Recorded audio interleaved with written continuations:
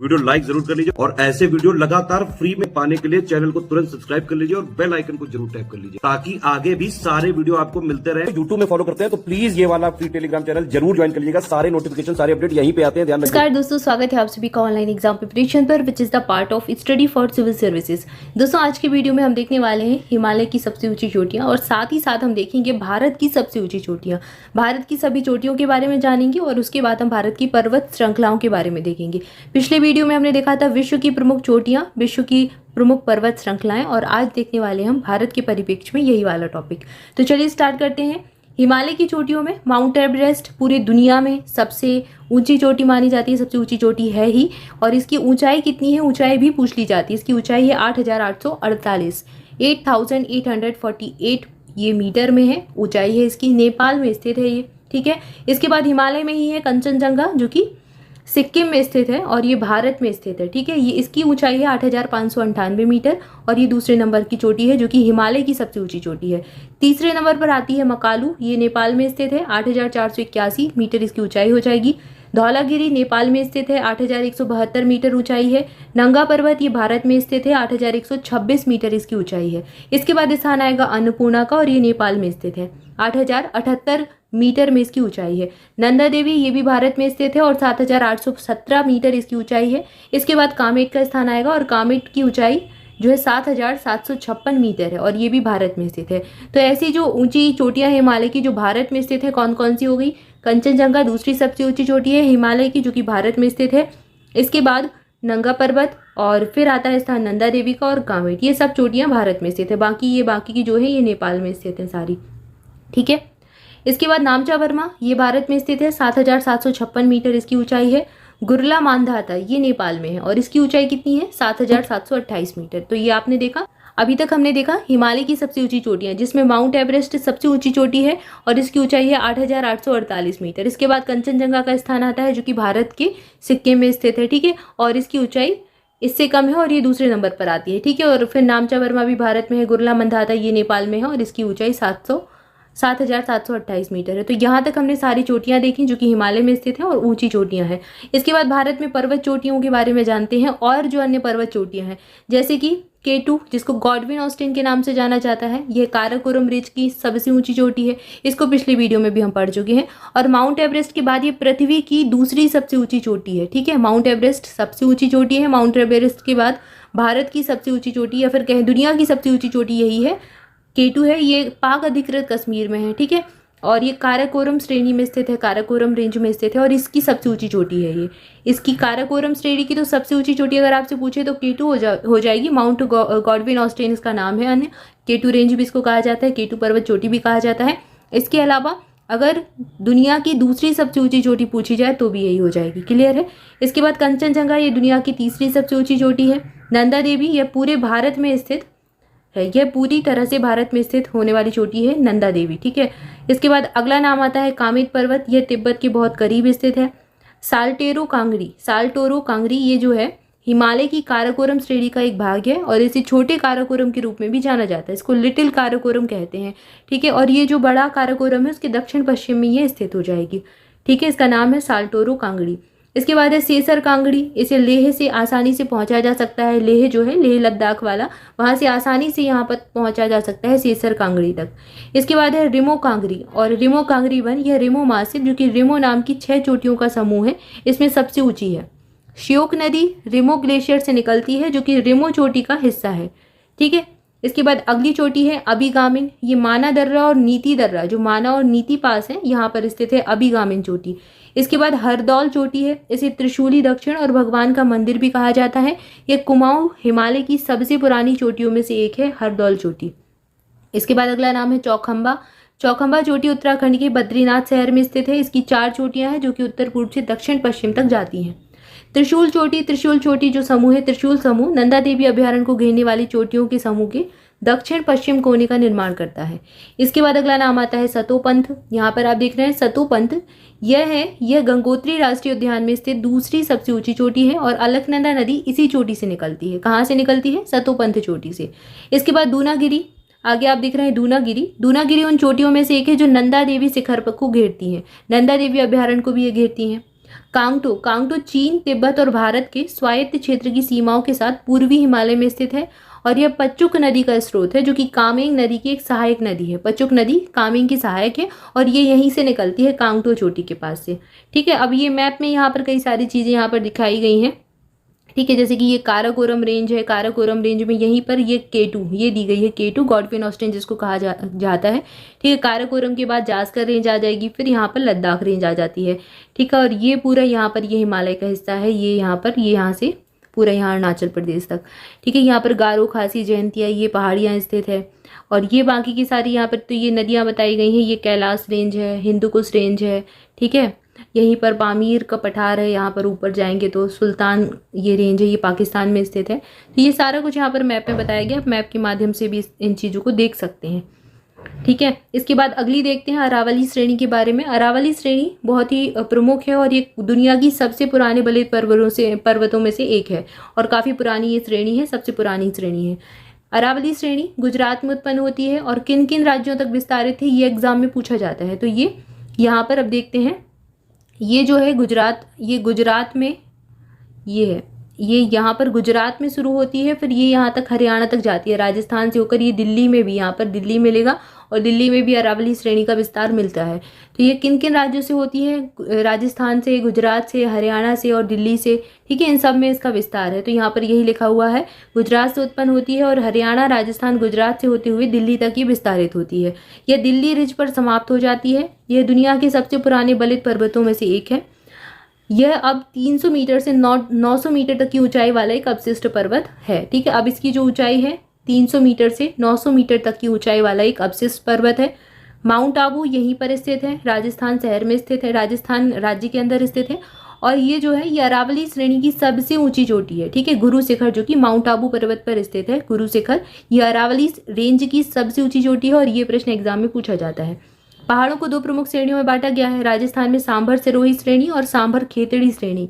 ये दो जो है यहाँ के जो पहाड़ हैं उनको दो श्रेणियों में बांटा गया है, एक सांभर सिरोही श्रेणी है, दूसरी सांभर खेतड़ी श्रेणी है। ठीक है, जहाँ पर खेतड़ी के वृक्ष पाए जाते हैं। खेतड़ी एक बहुत ही प्रमुख वृक्ष है यहाँ का, राजस्थान क्षेत्र का। इसके अलावा अरावली श्रृंखला का जो छिपा हुआ भाग है जो दिल्ली से हरिद्वार तक जाता है, ये गंगा और सिंधु नदियों के बहाव के बीच में विभाजक बनता है। लूनी, बनास, साबरमती ये सारी जो नदियां हैं ये इन्हीं से, यहीं पर इसी रेंज से जन्म होता है, अरावली पर्वत से ही कहीं ना कहीं से निकलती हैं। लूनी नदी गुजरात में जाकर लुप्त हो जाती है। ठीक है, ये बनास नदी और साबरमती नदी यहीं पर है गुजरात में। इसके बाद अगली श्रेणी है विंध्यन श्रेणी। ठीक है, ये एग्जाम में बहुत पूछी जाती है विंध्यन श्रेणी के बारे में। इसका विस्तार बुंदेलखंड क्षेत्र में काफ़ी है और नर्मदा नदी के आसपास है, तो ये एग्जाम में पूछा जाता है। यह गुजरात में भरूच से लेकर बिहार के सासाराम तक विस्तारित है। सतपुड़ा और अरावली पहाड़ियों से ये छोटी है। विंध्य से चंबल, बेतवा, धशान, केन, तमसा, काली सिंध और पार्वती नदियों की उत्पत्ति यहाँ से होती है। ठीक है, तो ये प्रमुख नदियाँ हैं जो कि विंध्य श्रेणी से निकलती हैं।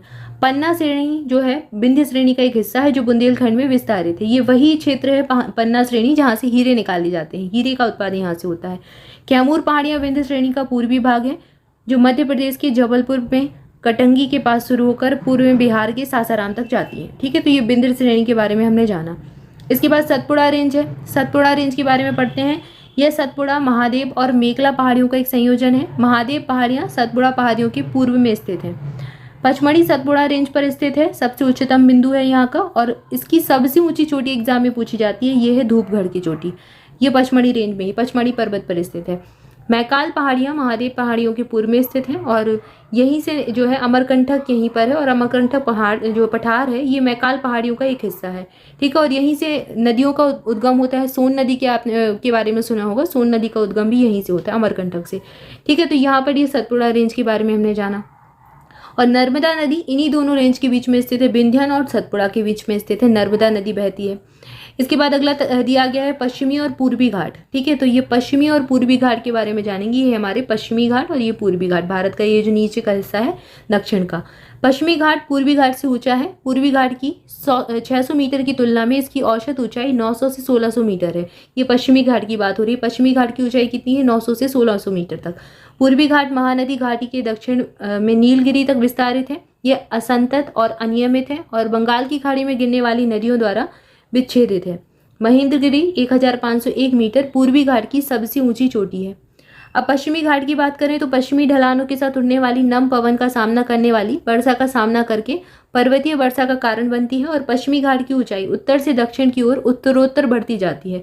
ये पूछ चुके हैं फैक्ट एग्जाम में कि अगर पश्चिमी घाट में उत्तर से दक्षिण की तरफ जाएंगे तो ऊंचाई कैसी होगी, तो ये बढ़ती जाएगी। सबसे ऊंची चोटियों में अनाईमुड़ी यहाँ पर स्थित है, 2695 मीटर है। डोडा बेट्टा यहाँ पर स्थित है, ठीक है, 2637 मीटर यहाँ पर स्थित है। ये केरल में स्थित है, तमिलनाडु की चोटियाँ हैं, ठीक है। तो यहाँ पर ये आप देखते हैं पश्चिमी घाट पे यहाँ पर केरल है, तमिलनाडु है, ठीक है। अब यहाँ पर आप इस साइड आ जाएंगे तो यहाँ पर आपको महेंद्रगढ़, इस वाले जो ये वाला जो घाट है पूर्वी घाट, ये पूर्वी घाट, यहीं पर यहाँ की सबसे ऊंची चोटी कौन सी है, महेंद्रगिरी, और यहाँ की सबसे ऊंची चोटी कौन सी है, अनाईमुड़ी है, ठीक है। सेवराय पहाड़ियाँ और जावेरी पहाड़ियाँ ये पूर्वी घाट के दक्षिण से पूर्व में स्थित हैं, सेवराय और जावेरी की पहाड़ियाँ, ठीक है। तो यहाँ पर हमने पश्चिमी घाट और पूर्वी घाट के बारे में जाना, ये यहाँ पर आपको दिखाया भी गया है। ये पूरा यहाँ पर ये मैप है, देखो ये है वेस्टर्न घाट, ये पश्चिमी घाट, ये वेस्टर्न घाट है और ये पूर्वी घाट है, पूरा यहाँ पर स्थित है, ठीक है। तो ये मैप से भी आप देख सकते हैं। तो यहाँ पर हमने इस टॉपिक के बारे में जाना, इससे संबंधित सारे तथ्यों को देखा। अब इसके प्रश्नों को सॉल्व करते हैं, कैसे प्रश्न एग्जाम में पूछे जाते हैं। सबसे पहला प्रश्न दिया गया है, 2 जोड़ियाँ दी गई हैं, भारत के राज्य और उच्चतम शिखर। अब ये आप आराम से सॉल्व कर सकते हैं। मध्य प्रदेश की सबसे ऊंची चोटी कौन सी है, तो मध्य प्रदेश में पचमढ़ी स्थित है, ठीक है। और इसकी सबसे ऊंची चोटी हो जाएगी धूपगढ़ की, तो डी का पहला हो जाएगा। यहाँ तमिलनाडु है, तमिलनाडु में डोडा बेट्टा हो जाएगी। राजस्थान में अरावली पर्वत श्रृंखला में माउंट आबू पर गुरु शिखर है, तो ये गुरु शिखर हो जाएगी। और सारामती यहाँ पर नागालैंड में हो जाएगी। तो अब यहाँ पर मिलान कर लीजिए, पहले का हो जाएगा चौथा, पहले का चौथा हो जाएगा, 2 में दिया गया है, ये दोनों तो होंगे नहीं। दूसरे का हो जाएगा राजस्थान का गुरु शिखर, दूसरे का तीसरा, तो ये डी वाले में दिया गया, ऑप्शन डी सही उत्तर हो जाएगा। और 2 और 1 फिर इसको मिला सकते हैं, ठीक है। तो ऑप्शन डी ही यहाँ पर सही उत्तर है। इसके बाद अगला प्रश्न है, हिमालय में त्रिशूल चोटी के संदर्भ में कौन सा कथन सही है। पहला कथन है यह उत्तराखंड के बागेश्वर जिले में स्थित है। दूसरा कथन दिया गया है 7500 मीटर से अधिक ऊंचा है, 7500 मीटर से ज़्यादा ऊंचाई है इसकी। त्रिशूल चोटी के बारे में बात हो रही है, तो यहाँ पर पहला कथन सही है, ऑप्शन ए सही उत्तर दिया गया है, केवल 1। इसके बाद अगला प्रश्न है, निम्नलिखित में से कौन सी भारत की सबसे दक्षिणी पहाड़ी श्रृंखला है। सबसे दक्षिणी पहाड़ी श्रृंखला बतानी है। ऑप्शन दिए गए हैं नीलगिरी, सिरुमाई, नल्लामला और इलायची। तो इलायची की जो पहाड़ियाँ ये सबसे दक्षिणी पहाड़ी श्रृंखला हो जाएंगी, ऑप्शन डी सही उत्तर है। इसके बाद अगला प्रश्न है, कौन सी दक्षिण भारत की सबसे ऊंची चोटी है। यहाँ पर अब दक्षिण भारत की सबसे ऊंची चोटी पूछी गई है, तो ये हो जाएगी अनाईमुड़ी, ऑप्शन ई सही उत्तर हो जाएगा। इसके बाद अगला प्रश्न है, निम्नलिखित में से कौन सी चोटी भारत में स्थित नहीं है। अब यहाँ पर बताना है कौन सी भारत में नहीं है, गुरला मंदाता, नामचा बर्मा, कामेत या फिर नंगा पर्वत। तो नंगा पर्वत तो पूर्णतः भारत में स्थित है, कामेत भी है भारत में स्थित। यहाँ पर नामचा बर्मा और गुरला मंदाता ये दोनों ही भारत में स्थित नहीं है, ऑप्शन ए और बी दोनों सही हो जाएंगे। इसके बाद अगला प्रश्न है, मध्य भारत में स्थित पहाड़ियों का पश्चिम से पूर्व निम्नलिखित में से कौन सा क्रम सही है। पश्चिम से पूर्व बताना है, ठीक है, यहाँ से इस साइड को बताना है कौन सा क्रम सही है। तो यहाँ पर ऑप्शन बी सही उत्तर है, सतपुड़ा, महादेव, मैकाल और फिर छोटा नागपुर, ये सही क्रम हो जाएगा। इसके बाद अगला प्रश्न है, हिमालय पर्वत श्रेणी में संबंध में निम्नलिखित में से कौन सा कथन सही है।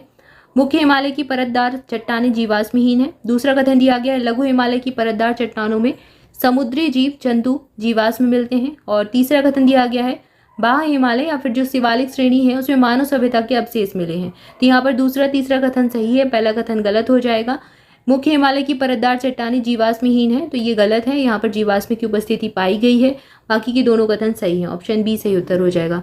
इसके बाद अगला प्रश्न है, निम्नलिखित पहाड़ियाँ जातियों का पश्चिम से पूर्व सही क्रम पहचानना है। सबसे पश्चिम से पूर्व, तो गारो, खासी, जयंतिया ये तो एक क्रम से ही याद करते हैं, आराम से बन जाएगा, ऑप्शन सी सही उत्तर हो जाएगा। अगला प्रश्न है, भारतीय प्रायद्वीप की सबसे ऊंची चोटी कौन सी है। तो अभी हमने पढ़ी थी, अनाईमुड़ी है, ऑप्शन बी सही उत्तर हो जाएगा। अगला प्रश्न है, निम्नलिखित में से कौन एक कर्नाटक, केरल और तमिलनाडु राज्यों के मिलन स्थल पर स्थित है। तो ये है नीलगिरी की पहाड़ियां स्थित हैं, ऑप्शन डी सही उत्तर हो जाएगा। ये प्रश्न कई बार एग्जाम में पूछा गया है। निम्नलिखित पहाड़ियों को दक्षिण से उत्तर की ओर बढ़ते क्रम में लगाना है।